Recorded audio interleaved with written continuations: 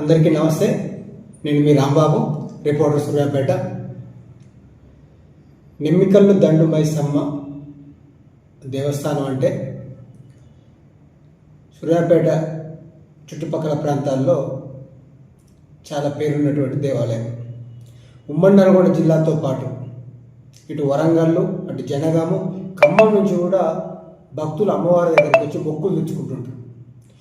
సూర్యాపేట దంతాలపల్లి ప్రధాన రహదారి మీద ఈ దేవస్థానం ఉన్నది. మీకు అందరికీ విషయం తెలిసిందే. పాతగుడి ఉండే ఎప్పుడో 50 సంవత్సరాల నుంచి ఈ రహదారి వెంట వచ్చే వాహనదారులందరూ కూడా అమ్మవారికి మొక్కుకుంటే మంచి జరుగుద్దని నమ్మేవారు. దినదినాభివృద్ధి చెందుకుంటూ ఇటీవల కాలంలో 3-4 సంవత్సరాల క్రితం నూతన దేవాలయాన్ని అదే ప్లేస్లో రోడ్డు మీద నిర్మించుకోవడం జరిగింది. దాదాపు 1 కోటి పైచిలకు డబ్బులు ప్రభుత్వ నిధుల నుంచి వాళ్ళు నిర్మించడం జరిగింది. దాదాపు 20 నుంచి 25 ఫంక్షన్ హాళ్ళు ఆ నిమ్మికల్లు దేవాలయం చుట్టుపక్కల ప్రాంతాలలో ఏర్పాటు జరిగింది. పెళ్ళిళ్ళు, చిన్నపిల్లల ఫంక్షన్లు, శుభకార్యాలు, అశుభకార్యాలు అన్నిటి కూడా ఆ దేవాలయం చుట్టుపక్కల ఫంక్షన్లలో నిత్యం రద్దీగా ఉండటం జరుగుద్ది. ప్రతి గురువారం, ఆదివారం పెద్ద ఎత్తున పండగలు, భక్తులు అక్కడ వచ్చి పండగలు ఈ అన్ని చుట్టుపక్కల జిల్లాల నుంచి కూడా వచ్చి పండగలు చేసుకోవడం జరుగుతుంది. దాదాపు 15 నుంచి 20 లక్షల రూపాయల ఉండి ఆదాయం అమ్మవారి దేవాలయానికి రావటం జరుగుతుంది. కానీ నిన్న గురువారం రోజు, మొన్న 3 రోజుల క్రితం జరిగినటువంటి ఒక సంఘటన, దాదాపు నిత్యం ఆ రహదారి నుంచి వందల సంఖ్యలో లారీలు, కార్లు, బస్సులు, ద్విచక్ర వాహనాలు, ట్రాక్టర్లు నిత్యం వెళ్తూ ఉంటాయి. ఇటీవల కాలంలో రోడ్డు వైడ్నింగ్ కూడా చేయడం జరిగింది. అక్కడ ఇటీవల కాలంలో కొత్త రోడ్డు కూడా వేయడం జరిగింది. మొన్న గురువారం రోజు కట్టంగూకు చెందినటువంటి ఒక 4 సంవత్సరాల బాలుడు వాళ్ళ బంధువులు ఎవరో పండగ చేస్తే అక్కడికి రావడం జరిగింది. ఆ క్రమంలో ఆ గుడి ముందుగా వెళ్తున్నటువంటి ట్రాఫిక్ కింద పడి అక్కడికక్కడే సంఘటన స్థలంలో గుడి ముందు చనిపోవటం చాలా హృదయ విదారకంగా కలిసివేసే సంఘటన. పిల్లల సీసీ ఫుటేజ్లో ఆ యొక్క వీడియోని చూసిన వాళ్ళందరికీ కూడా అమాంతం ఆ ట్రాక్టర్ ఆ పిల్లగాడి నుంచి వెళ్ళిపోయింది. అక్కడికక్కడే పిల్లగాడు చనిపోయిండు. అక్కడ వాళ్ళ తల్లిదండ్రులు, బంధువులు పండగ చేసుకోవడానికి సంతోషంగా, అప్పటిదాకా సంతోషంగా పండగ వాతావరణంలో ఉన్నటువంటి వాళ్ళు అందరూ కూడా ఒక్కసారిగా విషాదంగా మారిపోయింది ఆ ప్రాంతం అంతా కూడా, దేవాలయ పరిసరం మొత్తం కూడా. ఇక్కడ తప్పెవరిది అంటే ఆ పిల్లగాడిని రోడ్డు మీద నిర్లక్ష్యంగా వదిలిపెట్టే తల్లిదండ్రులదా, లేకపోతే అంత రద్దీగా ఉన్నటువంటి ఆ దేవాలయం ముందు కూడా అత్యధిక వేగంతో ట్రాక్టర్ నడిపినటువంటి ఆ ట్రాక్టర్ డ్రైవర్దా?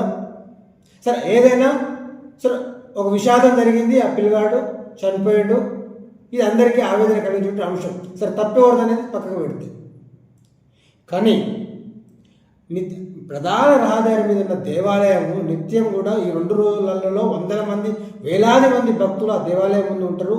దేవాలయం కూడా రోడ్డు పైనే ఉన్నది, రోడ్డును ఆనుకొని రోడ్డు కొంచెం ముందుకే ఉంటుంది. ఇంకా ఇటీవల కాలంలోనే అక్కడ రోడ్డును కూడా పునర్నిర్మాణం చేయడం జరిగింది. ఆ దేవాలయం కూడా రోడ్డు మీద ముందే ఉంటుంది, ఆ విషయం అందరికీ తెలుసు. సరే, ఆ రోడ్డు వేసిన కాంట్రాక్టర్కైనా కనీసం నిత్యం రద్దీగా ఉంటుంది, అక్కడ వాహనాలు స్లోగా వెళ్లాల్సిన అవసరం ఉన్నదని చెప్పి అటువైపు ఒక స్పీడ్ బ్రేకరు, ఇటువైపు ఒక స్పీడ్ బ్రేకరు నిర్మించి ఉంటే వాహనాలు స్లోగా వచ్చాయి. లేదు, వాళ్ళకి ఆలోచన రాలేదు, సంబంధించినటువంటి అధికారులకు ఆలోచన రాలేదు. నిత్యం దేవాలయాన్ని ఉండిని దాని ఆదాయాన్ని అక్కడ ఉద్యోగంని నడుపుతున్నటువంటి ఉద్యోగస్తులకు, అక్కడ నిర్వహణ అధికారులకు, దేవాలయ నిర్వహణ అధికారుల కన్నా కనీసం ఆలోచన రావాలి కదా. అంటే ఉండిలో వచ్చిన డబ్బులు లెక్క పెట్టుకుంటే సరిపోద్దా?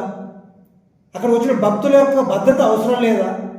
చిన్నపిల్లలు ఉంటారు, ముసలి వాళ్ళు ఉంటారు, అమ్మవారికి ఆ రోడ్డు మీదనే నిలబడి మొక్కుకుంటుంటారు.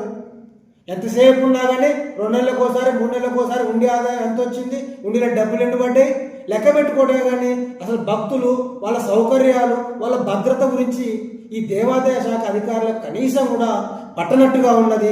నిత్యం కూడా ప్రమాదాలు జరుగుతున్నాయి. నిన్న ఆ ట్రాక్టర్ డ్రైవర్ అతి వేగంగా పోతున్నాడు, ఈ పిల్లగాడు సడన్గా వాళ్ళ తల్లిదండ్రులు ఎవరు పట్టుకోలేదు, సడన్గా రోడ్డు దాడుతున్నాడు. చాలా హృదయ విదారకంగా ఆ వీడియో చూస్తే ఉన్నది. సరే, కనీసం పోలీస్ డిపార్ట్మెంట్ అన్న గురువారం రోజు, ఆదివారం నిత్యం అవసరం లేదు. అక్కడ ఒక హోంగార్డ్నో కానిస్టేబుల్లో పెట్టి ఆ వాహనాల వేగాన్ని తగ్గించి భక్తులని కంట్రోల్ చేసేటటువంటి విధంగా ఏర్పాటు చేస్తే బాగుండేది. అనవసరంగా ఒక అమాయక చిన్నారి యొక్క ప్రాణం కోల్పోయినాము.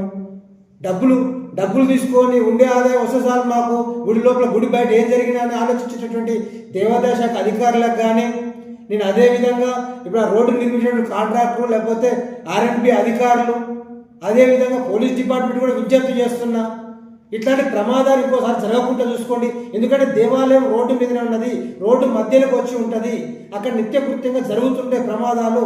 ఇప్పటికైనా కనీసం నిన్న 3 రోజుల క్రితం జరిగింది, ఇంతవరకు కనీసం కూడా అక్కడ ఏం చేద్దాము ఏందనేది ఒక సమీక్ష, అసలు ఎట్లా చేద్దాం, ఇంకోసారి జరగకుండా ఏం చేద్దాం అనేది కూడా ఇంతవరకు కూడా అధికారులలో జరిగినటువంటి సమాచారం అయితే లేదు.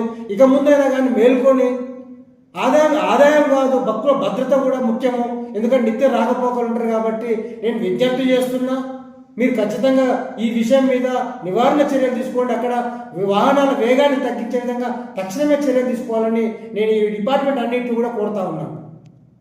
ఇటీవల కాలంలో పలు సామాజిక సమస్యల మీద మనకు సంబంధించిన విశ్లేషణ మరియు దానికి సంబంధించిన సమాచారాన్ని మీతో పంచుకోవడం జరుగుతుంది.